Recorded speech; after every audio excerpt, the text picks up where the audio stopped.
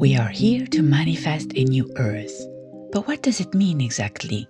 And how do we create it? Welcome to Let's Get Inspired, where I share with you a different perspective I have been developing throughout my life, always looking for a way to heal division. I am so grateful for your presence, and my desire is for this moment together to be a source of inspiration for your path.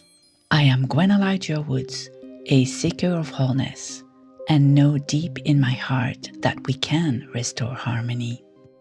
Today, I am sharing my perspective on wholeness, which I see as life itself. Of course, there are many ways to define it. The angle I am offering comes from my inner explorations, observations, and inspirations. We are awakening, and I want to share the positive aspect I am discovering. Because even though it can be quite challenging, I know it is not about escaping or protecting. I know it is not about coping to survive. It is so much bigger and better. I see wholeness as a beacon supporting our rising consciousness. And I would say that it is very important these days to have a beacon. Actually, it is essential to stay on course as we go through this stormy transformation. My quest is ongoing, so of course, as I unfold, my understanding widens and deepens. And so far, this is what I have been discovering.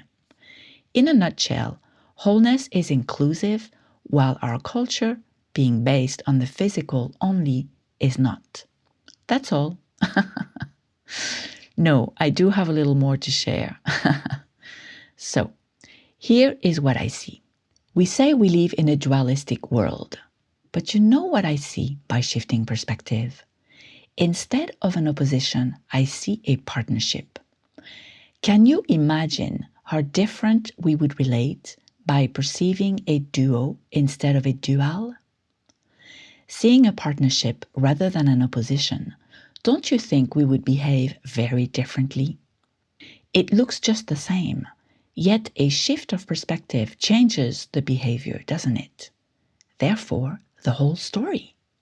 So simply put, our culture is based on opposition, while wholeness is based on partnership. Same landscape, same elements, very different behaviors. In opposition, we react. In partnership, we respond. Personally, I find this fascinating. When you shift your perspective, you see something completely different, and yet you have not gone anywhere. How magical is that? You know what else this means? There is nothing to fix. We are not broken, just immersed in a rather limiting and ultimately destructive viewpoint.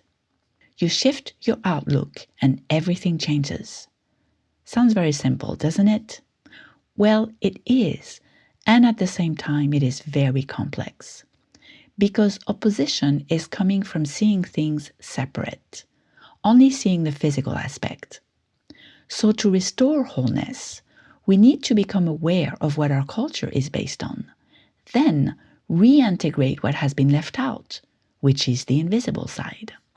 When you think of duo, there is a flow between the two. It moves, it is fluid. There is an exchange, a connection. It is a partnership. While with dual, there is a resistance, with the two staying on their position, afraid of the one that will take over. The exchange is perceived as a threat, where you have a winner and a loser. So better be on the defensive. Basically, one is open to flow, while the other shuts down. And so this is where it gets complex to reclaim wholeness, because we have come to fear the flow between the two, which is the invisible. And we have also forgotten that the invisible is conscious. In everyday life, this would be our relationship with our intuition, inner knowing, spirit. We have lost touch with our ability to dance with this aspect of life, as we forgot that all was conscious. Let me illustrate with the body, as I think it makes it really obvious. The body is amazing, It knows all about harmony, and observing it can really inspire remembrance. Because yes, Since we have just lost touch, it is a remembrance. So let's start with wholeness. As we all know, wellness comes from our organs working together, each contributing to the whole with its unique ability. Now, here is what is really interesting to observe. First, the organ receives, then transforms in its unique way, and once done, share with the next organ, and so on. Can you see the connection and how it all works together with a continuous flow, each receiving, transforming, and sharing? Can you see wholeness here, vibrant and alive? Now, let's take a look from our cultural perspective of separation. Each organ is isolated since it is perceived as separate. And here is where chaos starts, because what it would normally receive is not coming since it is isolated. This, in turn, brings a need, not because it is lacking anything, but because it has to receive in order to function. The perspective we live in has made a normal interaction become a need, making us dependent on the outside to fulfill it. And we have been operating this way for so long, by now we believe it is normal.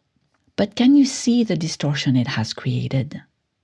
In a way, you could say that we have been unplugged from our natural functioning, from the flow of receiving, transforming, and sharing, and instead find ourselves in giving and taking, becoming dependent on the outside, because indeed we need to fulfill our needs.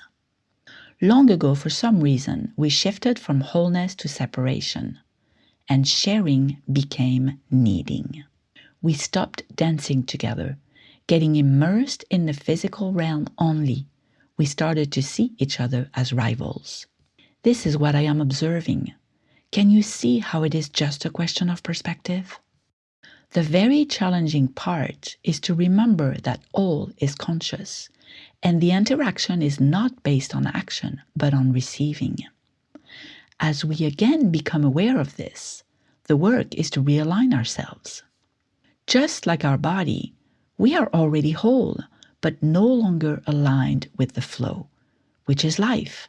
And in what I am understanding, this is what has been creating suffering, because without flow, we cannot function correctly. And that is what is painful. Can you see how all our stories come from this dynamic? Here is another metaphor. Imagine you cut yourself. It is painful because your skin is split. Well, this is how I see suffering. Not being aligned with the flow, we feel the pain, then desperately look outside to find a way to fix it. You know what I would say? We are unconsciously seeking wholeness. Now, what heals the cut? The intelligence of the body. You're not doing anything, and nothing is coming from the outside. Your body restores your skin, and once it is done, there is no more pain. Your body knows what to do because it is conscious. Therefore, consciousness is within. See what I mean? To me, flow is life. It is this invisible connection that keeps everything moving. And yes, it is conscious. Shifting our perspective means going from a mechanical perception to a consciousness perception. The cut was healed because the body is conscious and will always restore harmony. That is the nature of wholeness. Nothing is left out. All works together consciously. What would it look like to realign ourselves, and what do we realign with? How do we get our needs met from this wholeness perspective? We realign with the invisible flow of life, the conscious energy that moves through everything. When I look at wholeness with the body, I see receiving, transforming, and sharing. But what does it mean if I apply it to my human life? Since it starts with receiving and yet does not come from the outside, what am I receiving and where is it coming from? This is where remembrance and awareness are essential, because what is within is what has been forgotten. And so we feel alone and empty. Well, life is what is within, and it is conscious.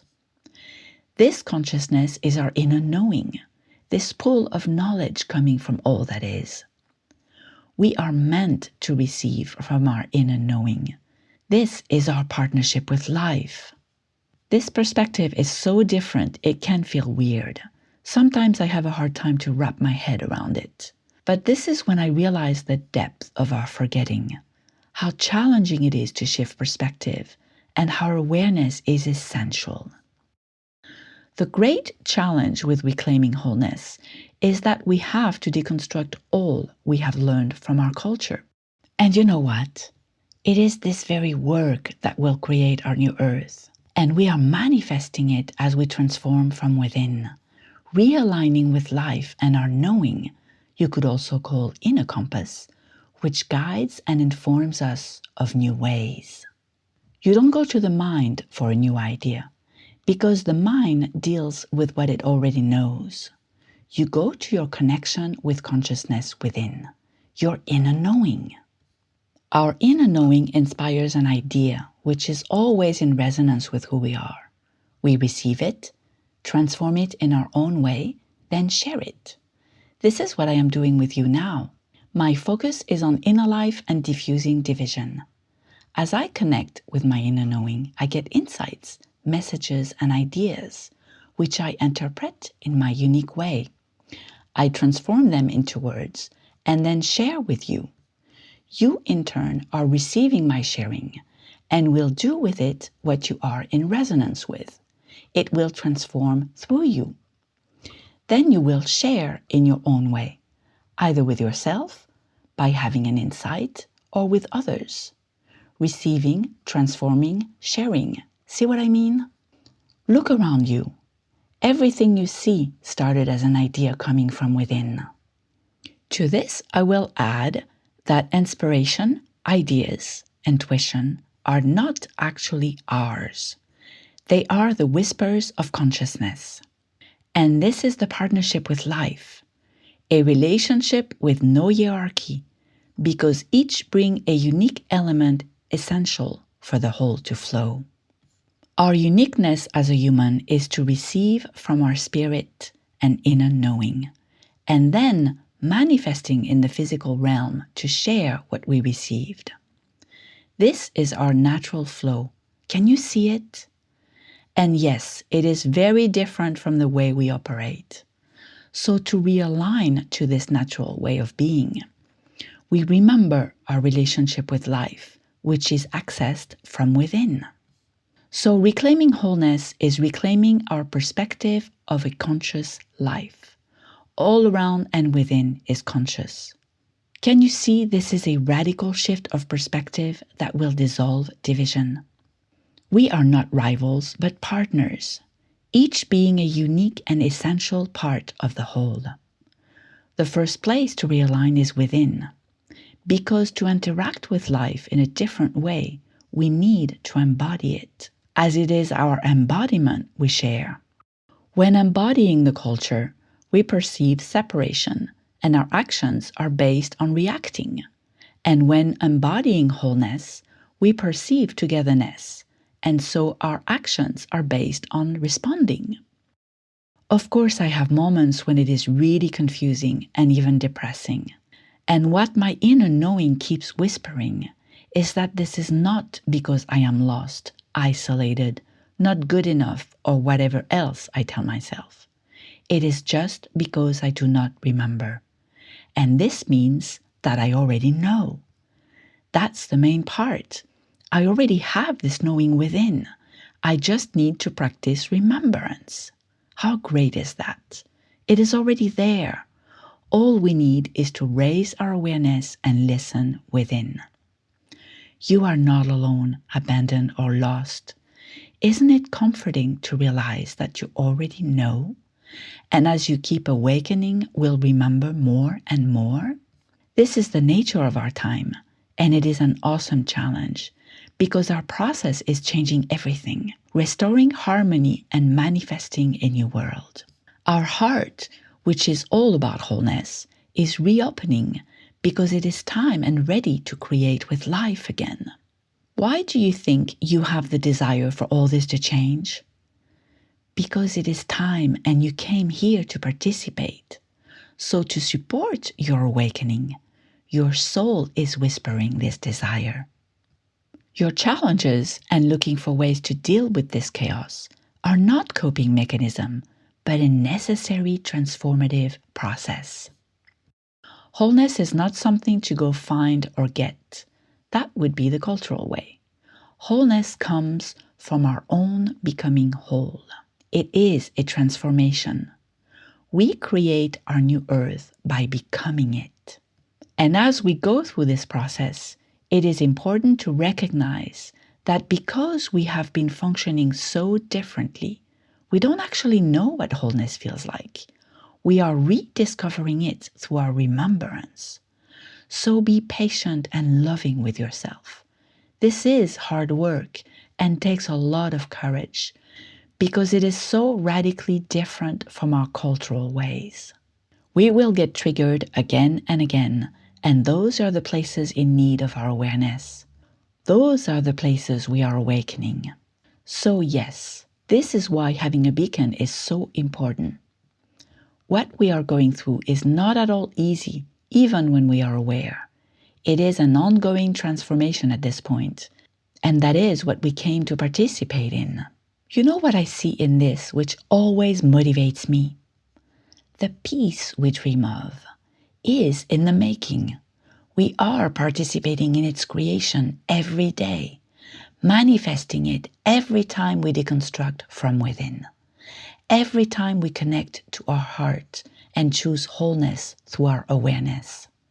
It is happening right now. You and I are making it happen as we keep following our desires to find new ways.